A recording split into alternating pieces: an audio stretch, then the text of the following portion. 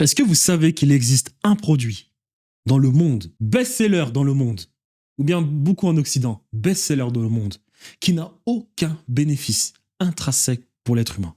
Aucun. Mais qui est vendu comme des petits pains. Est-ce que vous connaissez ce produit? C'est la pilule que les femmes consomment.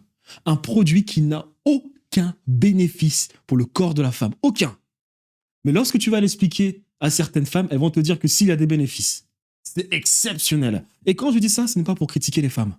Quand je dis ça, c'est parce que j'ai tellement de compassion pour les femmes. Je suis attristé pour ce qui est la situation des femmes en Occident. Parce que les femmes, lorsque tu apprends l'histoire de la femme occidentale, tu comprends pourquoi. Aujourd'hui, elle est capable de défendre la pilule et de donner des justificatifs pour ce qui est de la consommation de la pilule. C'est-à-dire que ceux qui ont la peau dépigmentée existent depuis 8000 ans maintenant. Donc les femmes blanches, les hommes blancs qui viennent des steppes, Caucase, qui sont allés envahir le Moyen-Orient, puis l'Europe, ils existent depuis aujourd'hui 8000 ans. Et ce n'est qu'en 1978, en Angleterre, Reform Act, ou bien 1944, donc il y a à peu près 100 ans, que les femmes ont eu un peu de liberté. Donc 8000 ans. Sur 8000 ans, les femmes n'ont eu que certaines libertés il y a 100 ans. Les Grecs qui vous parlent de démocratie, les femmes n'ont pas de liberté.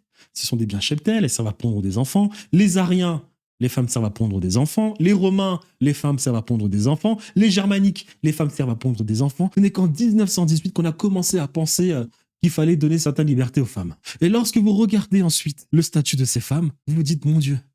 C'est-à-dire qu'on a donné certaines libertés aux femmes, très bien, mais la femme, il ne faut pas non plus qu'elle abuse. Elle a certaines libertés politiques, juridiques, mais elle doit rester un bien, un produit de consommation. C'est-à-dire que si vous faites des recherches, vous regardez à quel point il y a de la lobotomisation, de la subversion pour ce qui est des enfants en Occident, le programme Alfred Kinsey, Hugh Geffner, John Monet, la CIA, Disney, les films Disney, Netflix, son film Mignonne. Vous apprenez lorsque vous faites des recherches que la femme, on a conditionné la femme depuis son plus jeune âge pour qu'elle devienne un produit de consommation, un produit sur lequel on peut faire du business et en plus de cela, elle doit être en même temps une grande consommatrice.